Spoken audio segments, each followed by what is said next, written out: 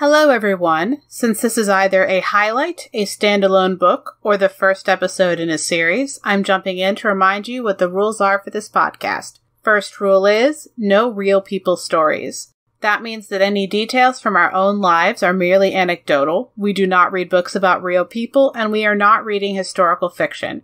The second rule is that we are basing our analyses off of how the author treats characters and what they put them through.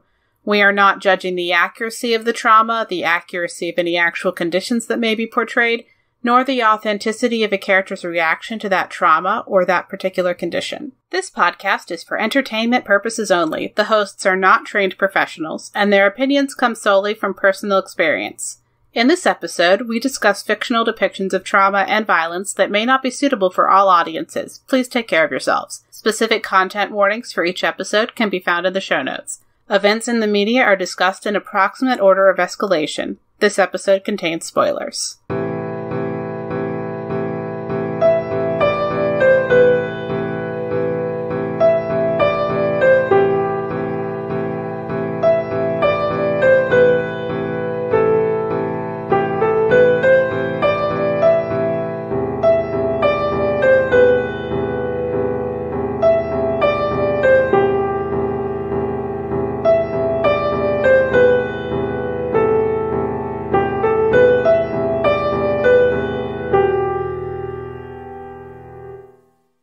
Hello, I'm Robin, and today on Books That Burn, I have a guest. Would you please introduce yourself? Hello, my name is David, avid Batman enthusiast.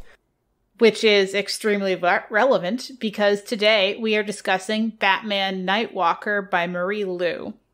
Go. I was going to say, we're actually doing this at this particular time as part of a Batman celebration on the Certain Point of View network, but this episode is timeless, and it doesn't matter when you come across it. It will be like our normal episodes. We're just releasing it right now because of a thing.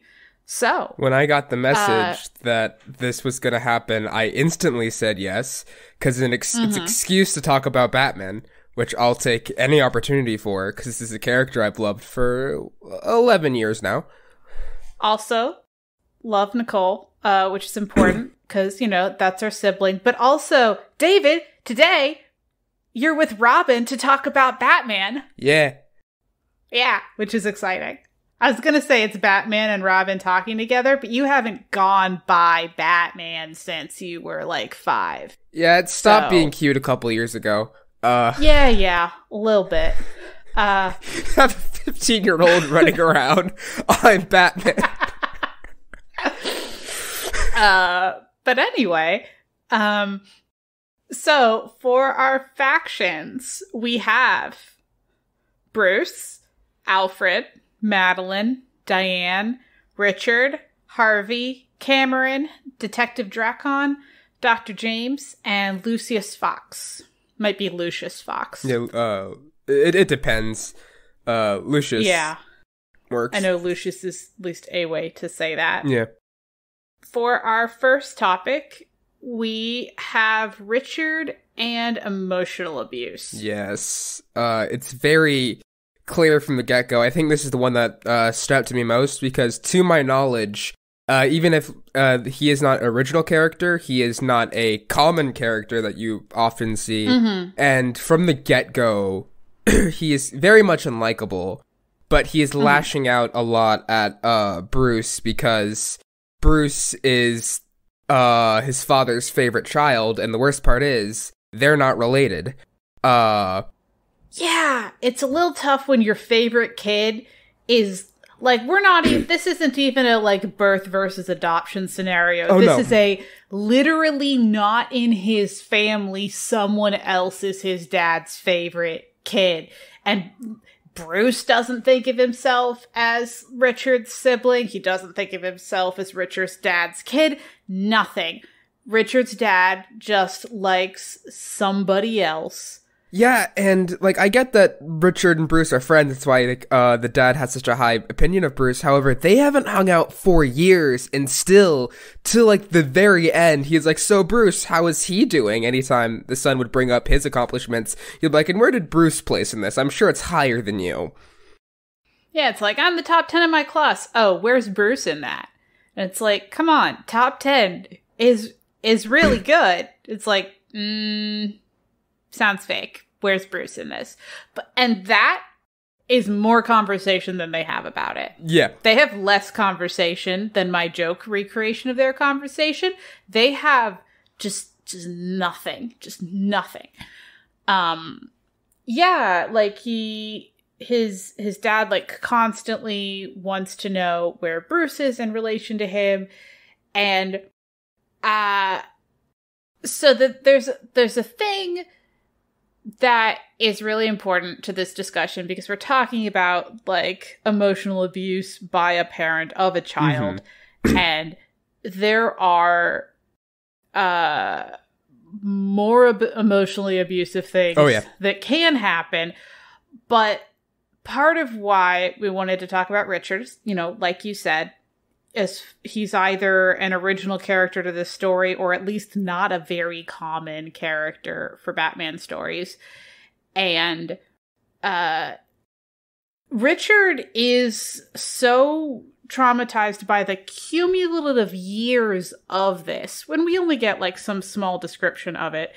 But this is the kind of like in-book, implicit, possibly a little bit explicit justification for what Richard is going to help other people do to his father. I don't really necessarily want to get into like what happens to Richard's dads, because like that's not the topic. Yeah. But in terms of like setting up the world and the story and how the author is approaching this, it does seem to be implicit in the text that this is like the worst thing that his dad did to him. Like there's completely other character who is dealing with like physical and other kinds of emotional abuse from a parent. That isn't this character. And he treats it like enough for him to do this thing to his dad. So, because this is a book from strictly Bruce's perspective, we don't get a full timeline of how things go down in his, I guess you'd say, turn to the dark side. We're not sure if this was his last-ditch attempt, or if this was, like, he tries other stuff, he tries lying and cheating to get his dad's approval. None of it works. So, his turn to the dark side is questionable, and, like, but it is... He tried so hard, he broke all the rules, and, well, I will say, to not get into spoilers for what happens, is he tried to teach his dad a lesson, and it ended up costing him a very big price. Yeah, and it seemed to me like he kind of, like, Bruce had no idea that this was happening. And it's hard to know whether this is Bruce being oblivious or whether it's really that almost all of it happened when Bruce literally wasn't in the room. And I do lean a little bit more towards that for this particular thing, especially with like how aware he is of what's going on with his other friend. But Richard seems to justify not just what he does to his dad, but that because Bruce didn't do things to help him, even though he didn't know about the situation, that Bruce doesn't do things to affirmatively help him get out of it. And, you know, he asks him to help him fake an internship, like stuff like that. Because Bruce won't go along with it, there seems to be the implication that Richard uses that to justify how he is going to turn against Bruce, not just his dad, but also this other person. Yeah.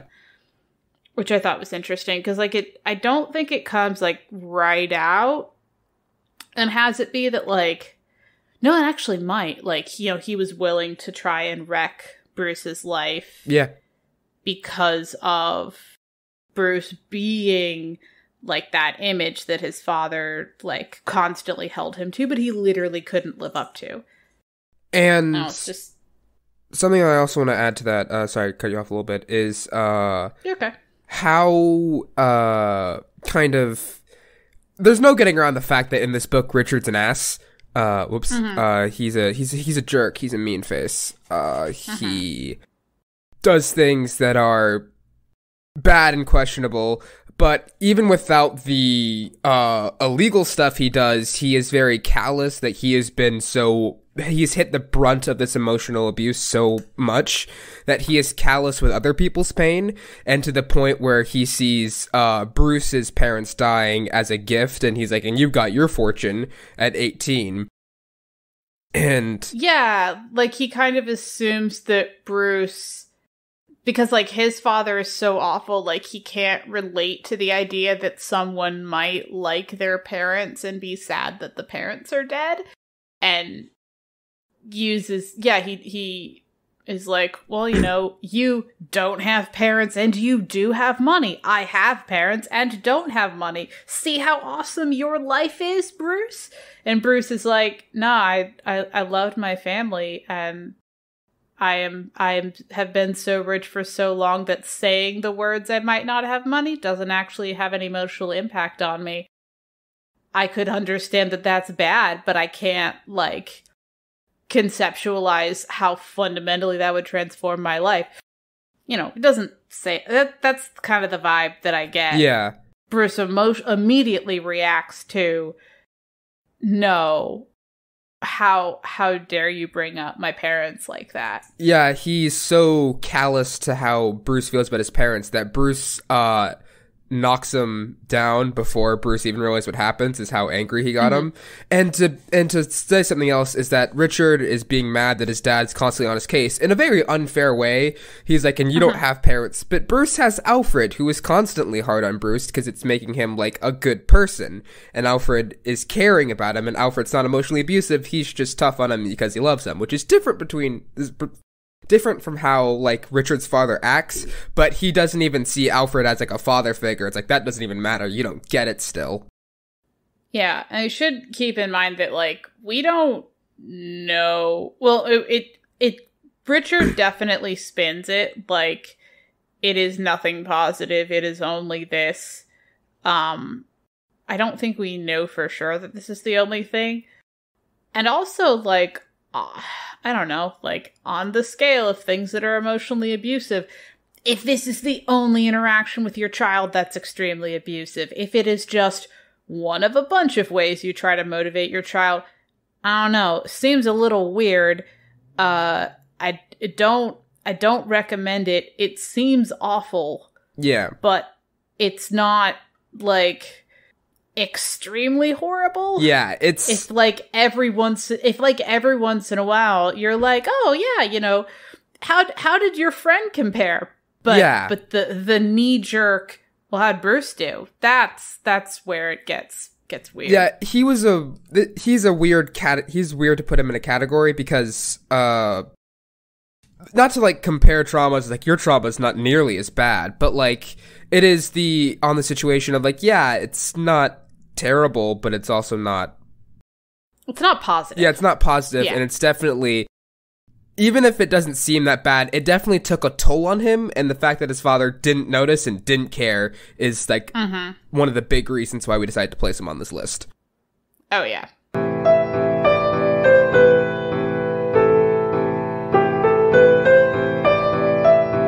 On to Cameron and medical trauma.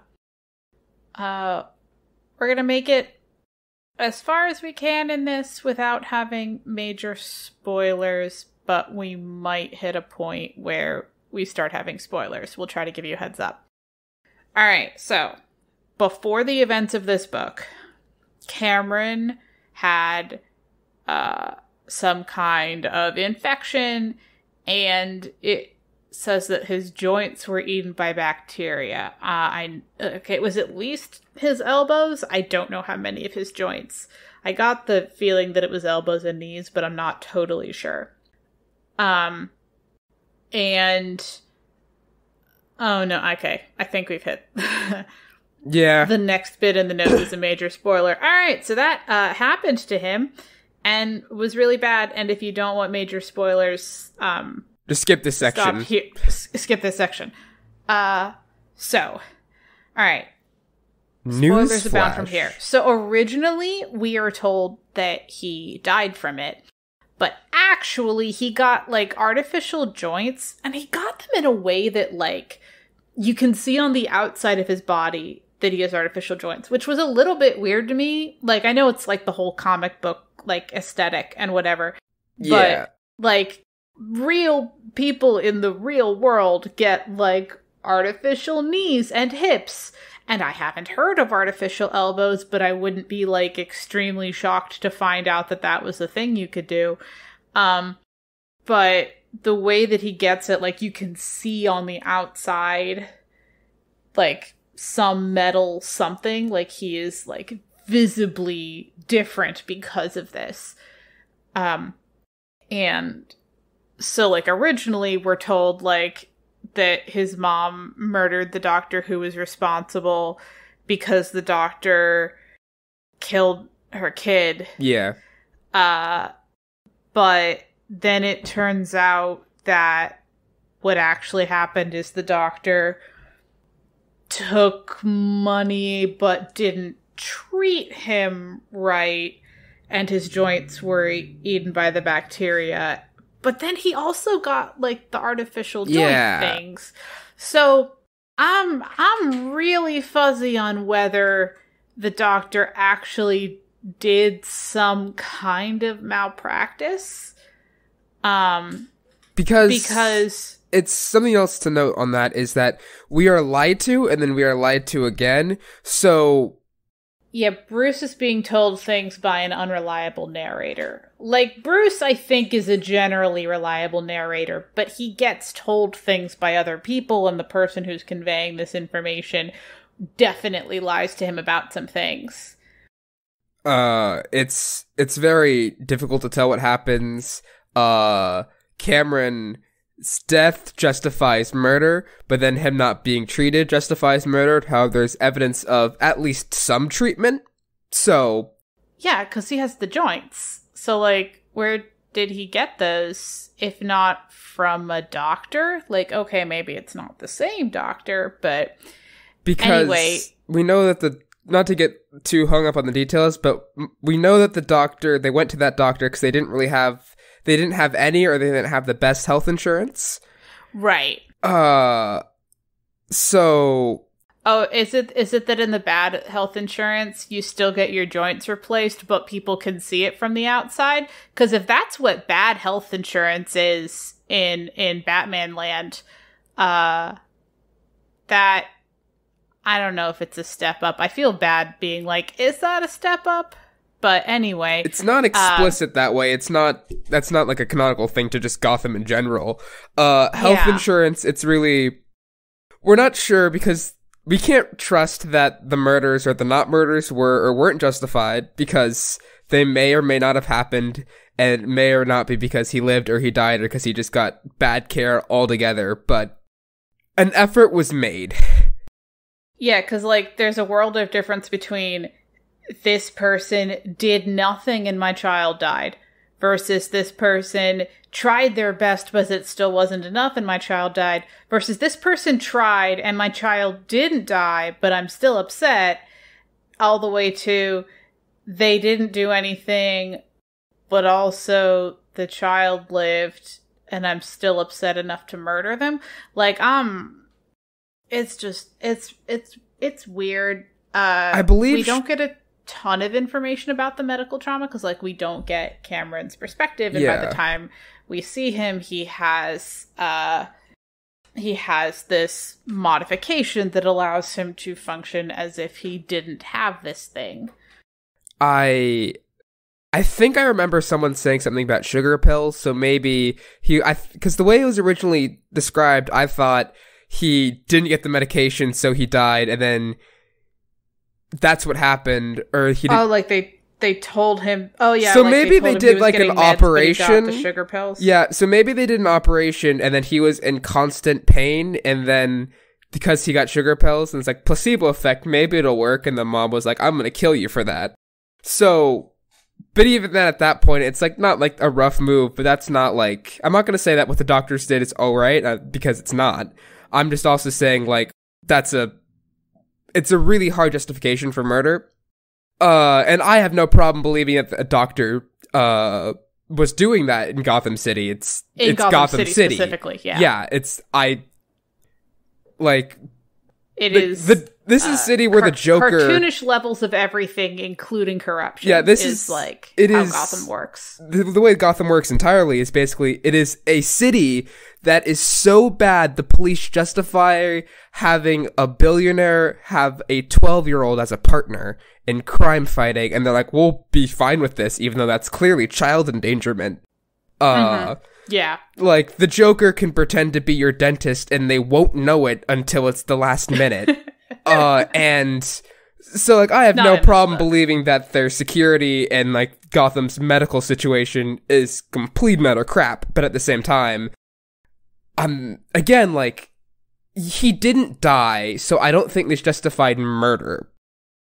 Yeah, and I don't want to, like, I don't want to try and guess at, like, what would have had to happen to justify murder, because, like, you know, Gotham City's whole deal is that a bunch of people think that things which are way below, no matter what that threshold is, these things are below it, but then people still think that is enough, and then Batman punches them. Like, that, to me, as someone not steeped in Batman things, that's the vibe I get from Gotham City.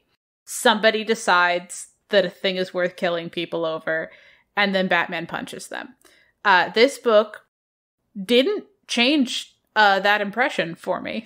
Yeah. But the parallels between this and a lot of other stories I noticed instantly. This reminded me kind of Mr. Freeze. His wife had McGregor syndrome, which was a disease that some people speculate is close to, like, lung cancer. It's not officially confirmed. He tried to save his wife by using company resources, and when the owner found out about it, he decided to pull the project. Victor tried to stop him, ended up getting turned to Mr. Freeze. So, like, it is that kind of level of, yes, he's misusing $3 million of company resources into saving his wife. On the other hand, the businessman, I understand being mad that you're losing money, but you tried to kill two people over that. It's that kind of situation, like, you're both in the wrong, but it is who deserves less punching, because Batman needs to punch someone to cope.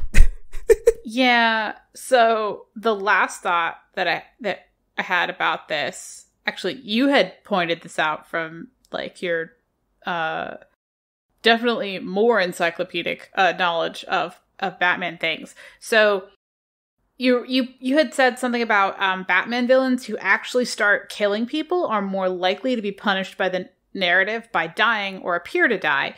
And definitely spoilers, Cameron does actually die at the end.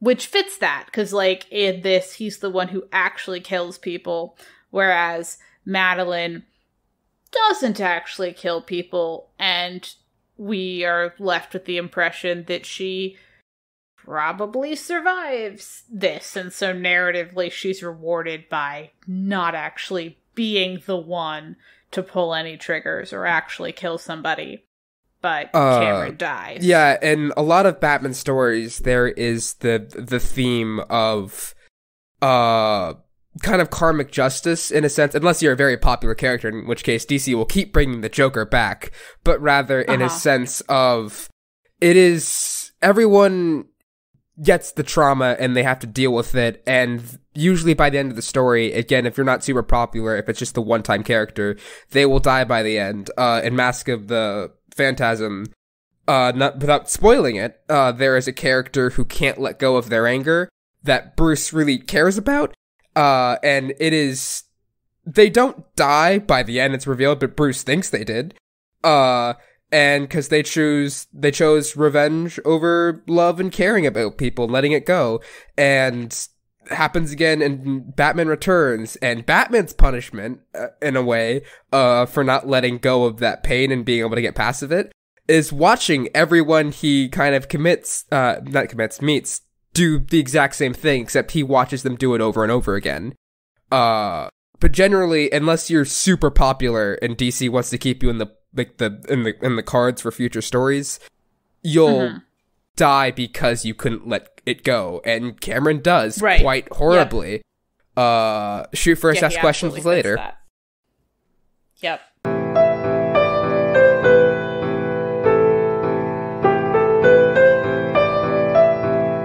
On to Bruce and Madeline, death of parent. They are not siblings. This is the death of their respective parents. They better not be siblings. Yeah, they had better not be siblings. That's true. They get up to just enough that it would be very bad. So part of them bonding is like Madeline talking to Bruce about his parents' death and comparing it with her mother's death, and kind of like having a conversation with him about grief that, at least in this continuity, no one has had with him. And from the perspective of someone else who has kind of been through like something similar. I don't remember if we know anything about Madeline's dad, but because a lot of the focus is on the things with her mom and her brother. I mean, knowing Gotham, it probably didn't end well for her father. Yeah, probably not. Or maybe he was never in the picture. Like, we don't know. I mean, either way, it's Gotham, and they're very obviously not of the upper crust.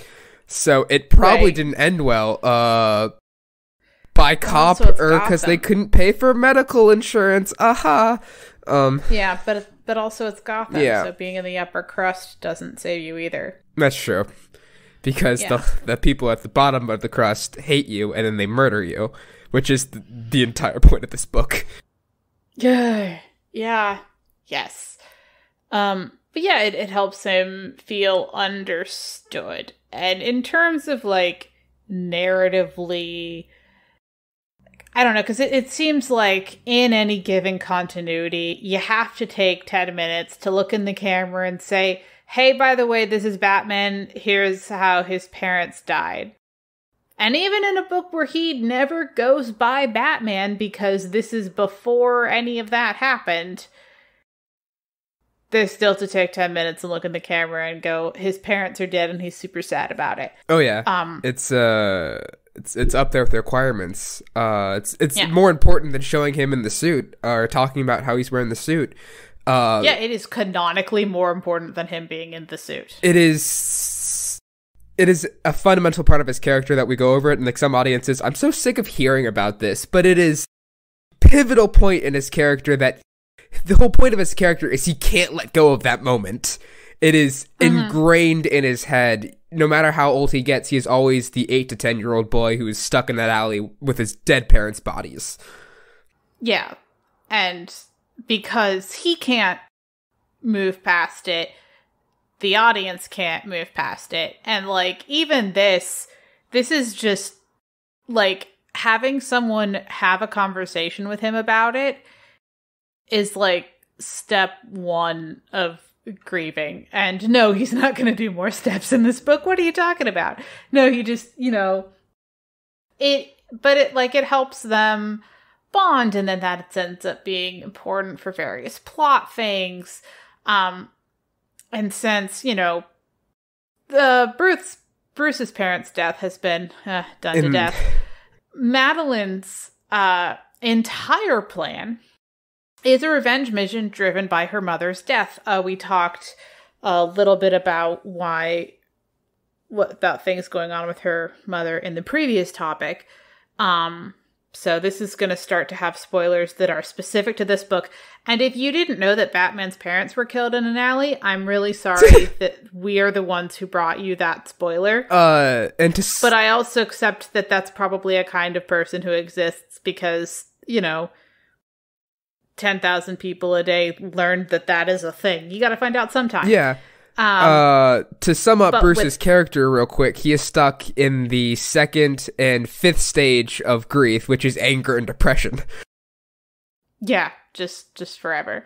So anyway, with Madeline, with this particular story, her entire plan is based on revenge for her mother's death. Narratively, like, picking that as the thing for this character who's going to be around Bruce, like, it works as like a bonding thing. It works as this point of commonality when kind of like the arc of the story isn't, hey, did you know that millionaires and billionaires are actually just the same as poor people? Like, that is not the arc. I don't think I would like this as much as I do if that were the arc. But the arc is, hey, like, we're all, like, people, important and people, and if put in these bad situations, we will act badly. Anyone would. I don't know. That just seems kind of a little bit more of the focus to me. And then Madeline also has this thing, this theory of, like, how people will react after tragedy. If you want to talk a bit about that. There are two kinds of people who come out of tragedy, and while it's never what the second one isn't explicitly said, but it's the first person comes out more hopeful and optimistic, and the other is heavily implied to not come out that way, to come out darker and colder and alone. And in most Batman stories, I noticed the connection between how Madeline acts and the Joker acts, so they're definitely two distinct different characters, but it is anyone can go mad with just one bad day is one of the lines. It's not an exact line. I can't remember the exact line at this moment. In a Batman story. And Batman came out caring for human life more. And the Joker and Madeline. Well, Madeline didn't come out of it caring less for human life, but they came out colder and more alone and angry. And it's kind of like that with Batman and the Joker in the sense that the Joker doesn't care. He'll kill anyone because that trauma was so traumatic to whatever his backstory is, whatever one you think about, was so terrible, that he went insane. And that is like a pivotal theme in like any Batman story is these things will happen because of the world we live in, and it's how you come out of it. And, even if you come out of it on the more hopeful side, you still might be, a sad billionaire dressing up in tights to beat mostly people who are in poverty. That's not fair. I mean, there are people who aren't in poverty, and it's more on a what your crime is basis, and Batman's not the bestest of characters. I love the character, but, yeah. He's not a great person, and, like, even in this, well, he's a kid, like, the trajectory of it is, like, no matter how good or bad this book ends, he's still on the trajectory that's going to have him become Batman. Like, even that he's, just chasing after criminals because he's, like, stressed out and takes a joyride.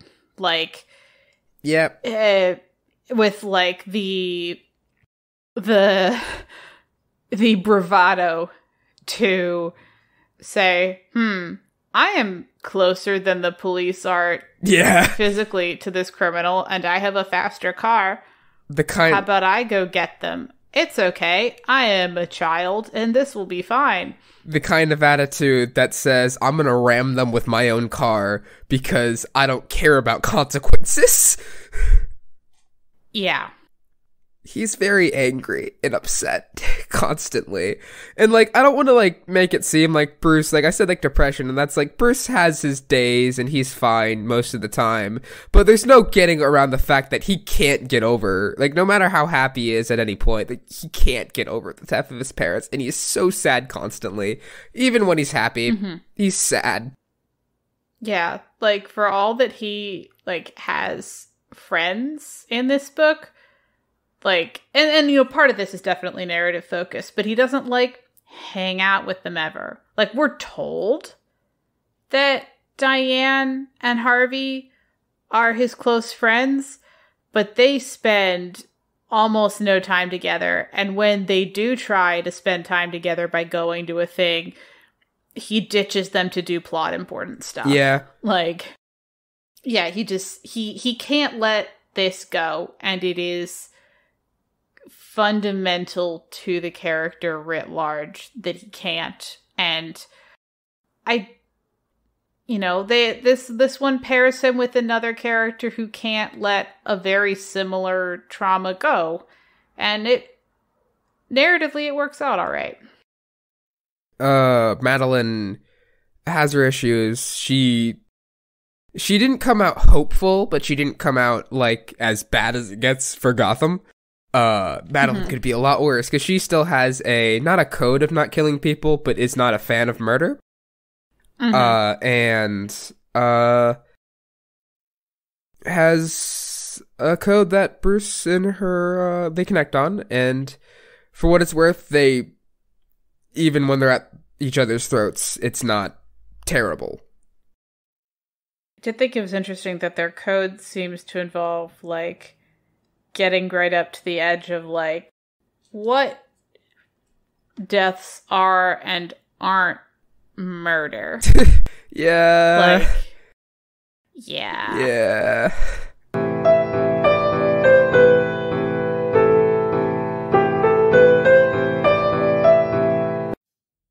Did you know Rob Thomas has been writing since the mid-90s? The Matchbox 20 guy? No, the guy behind Veronica Mars. Oh, and iZombie. And Cupid, Party Down, the Cupid reboot. I haven't seen those. Me neither, but we should watch them and then talk about them on our podcast. Yes.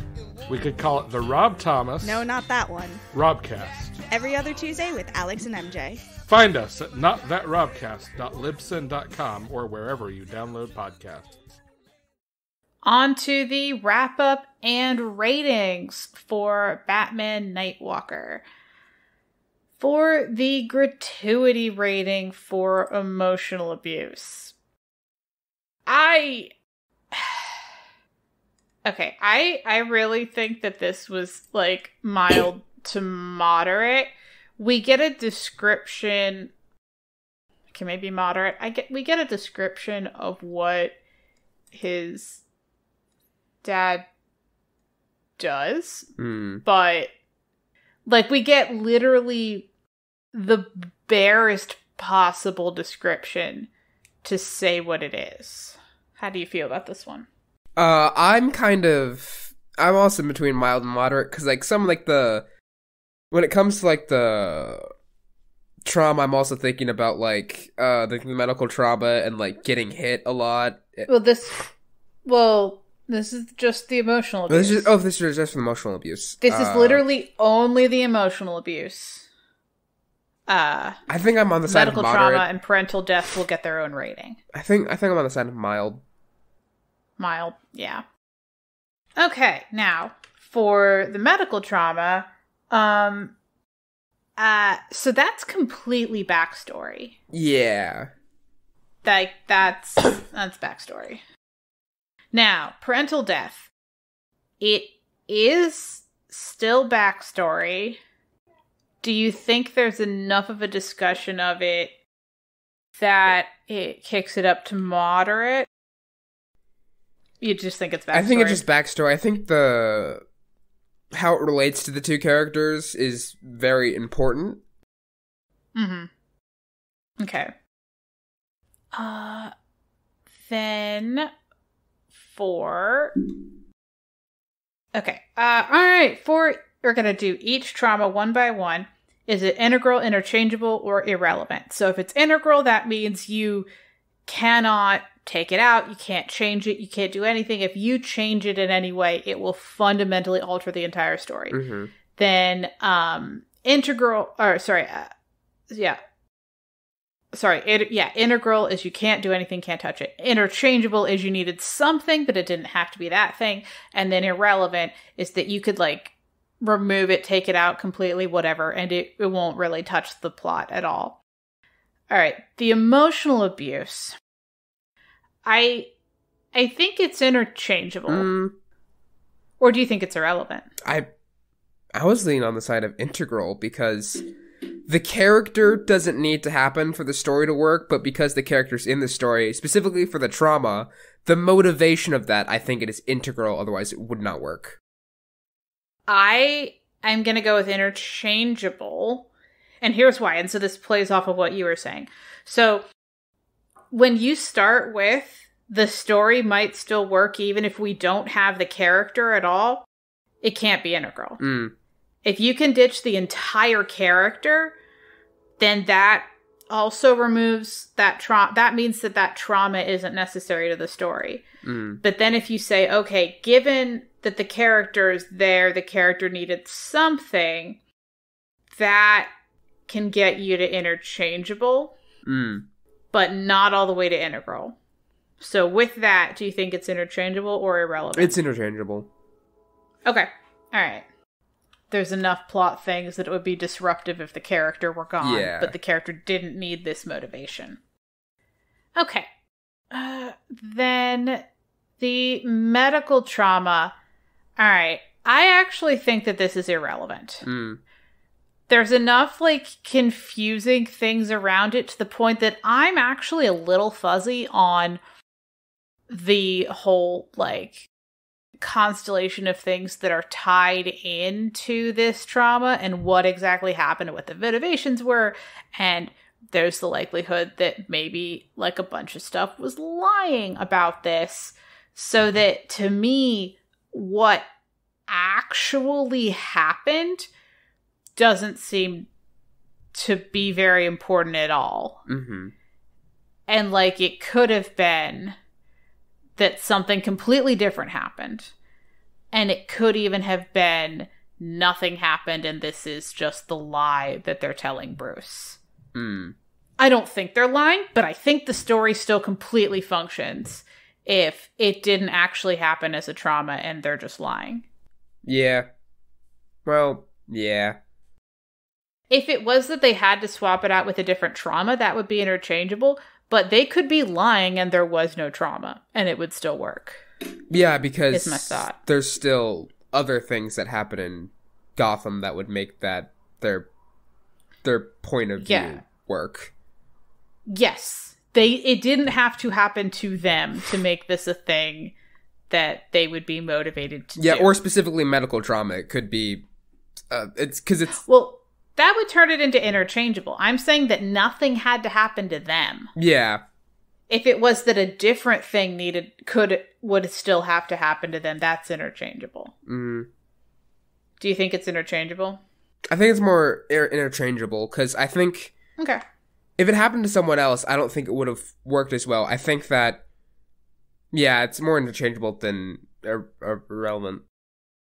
Okay. Something had to happen, but it didn't have to be this. Yeah. Okay.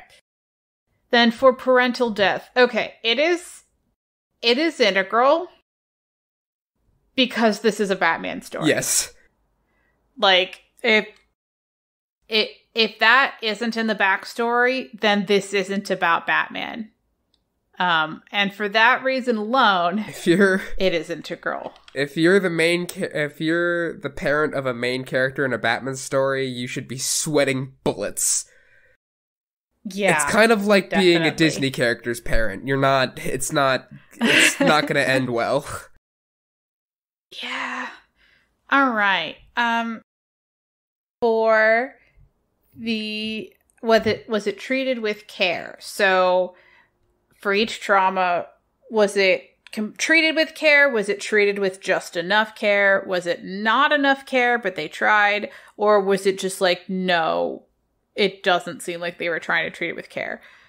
For the emotional abuse, now keeping in mind that we said this was mild, so I don't think it doesn't get really bad in the actual book. I don't think... To me, this wasn't really treated with care. There's very little cushion around it. The reveal of it has kind of a feeling of, a little bit being played for shock value, where, Bruce had no idea and then finds out that this was happening. And if it had been like there are other traumas where if they were treated in that way, it would be really, really shocking. Because of how mild this betrayal is, it doesn't like have that shock value, but I think it's treated similarly to ones that don't have care. Does that make sense? Yeah. Okay. What do you think for the medical trauma? It's really hard to say. I don't have the best gauges for these things. Okay. From how I remember it was brought up, it wasn't really surprise or shock value. But I also don't know if it was, there's also, I don't think there was like cushion. I don't think it was out of nowhere, but I also don't think it was like cushioned in any way, really. So maybe like enough? Yeah, just enough care. Yeah, like it worked, but it wasn't like taking a bunch of care. Yeah. Okay. For death of parent, okay, given that for this you actually have like a bunch of knowledge about like how other stories about this exact character have treated this exact trauma, like, how do you think it rates? Like, how much care do you think was taken in this particular rendition? With the knowledge that, it's hard to remember, because how it pops up, it's like, I think in the first couple pages, it's immediately apparent, but the death of Bruce's parents. It's like anytime you read a Batman book or read a Batman story or just watch anything Batman, it's gonna come up. So it didn't faze me at all. However, yeah, Bruce's parents' death isn't played for shock value. It's not a shocking thing that happened. It is a detail. And because of that, I think I'm either gonna go with, I'm between care and enough care. Because it's... Okay, let's go with enough care. Yeah, because it's not, like, treat it without care. However, like, if you're going into this book and you know a thing about Batman, it's not gonna be too much or out of nowhere to you. Okay. Alright, we have 2 ratings that are actually... Well, 1 rating and then 1, segment that are actually new since the last time you were on the podcast. And if to our audience, if you're like, wait, when was the last time David was on the podcast? When we were doing live streams, he was on a bunch of live streams. And then also he is the guest for the first group of patron only bonus episodes, which are releasing right now. We're partway through that, so that's discussing Percy Jackson. Discussing the first Percy Jackson and the Olympians series by Rick Riordan. And David is the guest on those. So, since we were doing those with you, we were recording those, we have added a rating. And that rating is, how clear is the moral directionality? So, if the moral directionality is, like, really clear, that means that kind of, there's only, like, there's the things that are good, there's the things that are bad, and there's, like, a really clear direction of, like, what we're supposed to agree with. If it's tangled, then it's, like, each of these characters has their own morality in the book, or one way it can look is that each of these characters have their own morality in a way that the book is keeping track of it. And you can kind of, like, think that a bunch of people are right or wrong. But it's, like, so, like, there's a bunch of perspectives, but it's still easy to keep track of. Then in the middle, we have that it's muddy. Like, maybe it's muddy because you don't have a sense of how all the characters are. Maybe it's muddy because you don't have a sense of what the book is pushing you to think about the situation or who to root for. What do you think this is? It's muddy. Yep. Yeah, I'm glad we're in agreement. It's so muddy. Any Batman story is muddy because that is the only way it works. Yeah. You can't pick... And this one is definitely money. You can't pick a side of the ideology or the two sides of whether in this book it's usually the poor and the impoverished or the upper high class. It's not... There are definitely downsides to how one party treats the other and how one party reacts. There is no clear direction to what should be done. And that is the conflict in any Batman story. It's always muddy. Well, so I don't think you can necessarily say that all Batman stories are muddy. I think maybe there might be some that are tangled. They are not going to be clear, for sure. But so is this one tangled or muddy? It's muddy. Okay, all right. All right, then a reading you're familiar with, we have point of view for the trauma and aftermath. Hey, it's Bruce for all of this. Yeah. Which means that for the emotional abuse and medical trauma, it's not the perspective of the person who went through it. And then for parental death, it is the perspective of the person who went through it. And then we also talked about an additional character who went through this. All right. Then, a fun new segment that we have, which is the trope spotter, where I talk about a trope that's in the book, in a non-spoiler way. So the trope spotter for this book is a secret underground passage. It's fun. We love a good secret underground passage. This one is briefly present. And all right, so a thing that I will confess. When they found this secret underground passage, I was like, is this him finding the Bat Cave? It's not. It's not. This is different. This is something totally different. But it is a secret underground passage. So that was fun. All right. What was your favorite non-traumatic thing about the book? That's a difficult question to answer, actually. It's very... Is it difficult because you didn't have a favorite or because you couldn't find a thing that's not traumatic? I mean, my brain works with like 6 degrees of separation, so anything in Batman's story, I'm like, that's trauma.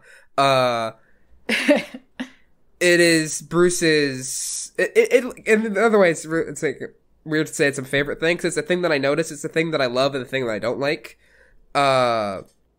Bruce's ingenuity, his clear love and smarts. I loved the fact that at a certain point when he has a certain amount of knowledge, Bruce should always be the smartest person in any room.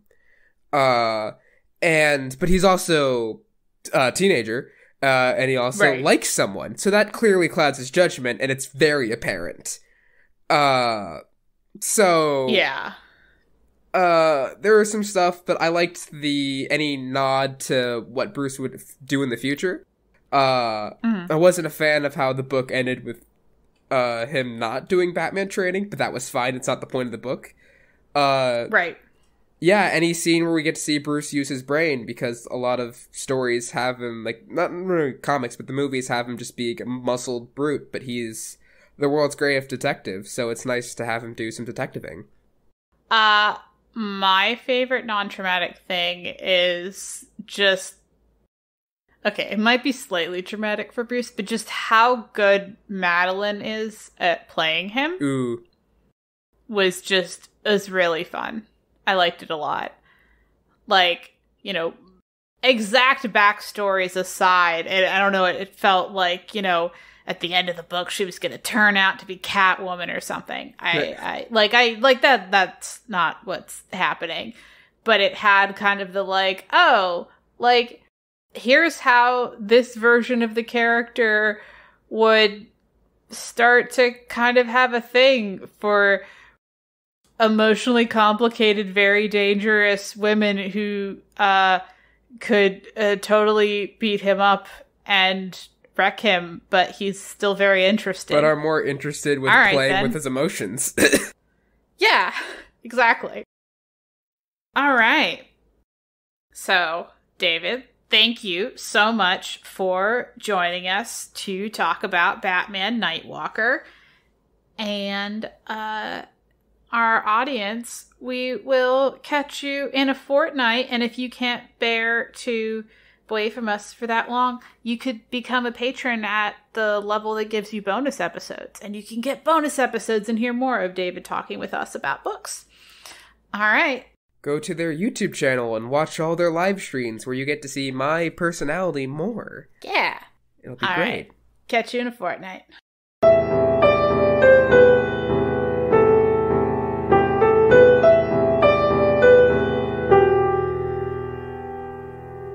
All music used in this podcast was created by Nicole as Heartbeat Art Co. and is used with permission. Our transcriptionist is Heather. Follow her on Twitter at MamaDragon20.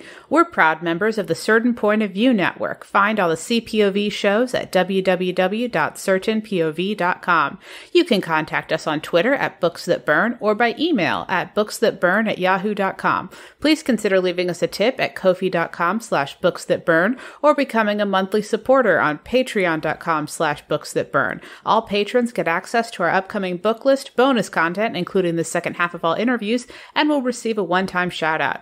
To get updates on our written reviews, recent episodes, and newly completed transcripts, subscribe to our fortnightly newsletter at buttondown.email/booksthatburn. You can find us on Apple Podcasts, Pandora, Spotify, or wherever you get your podcasts. Please leave us a review wherever you're listening. This helps people to find the show.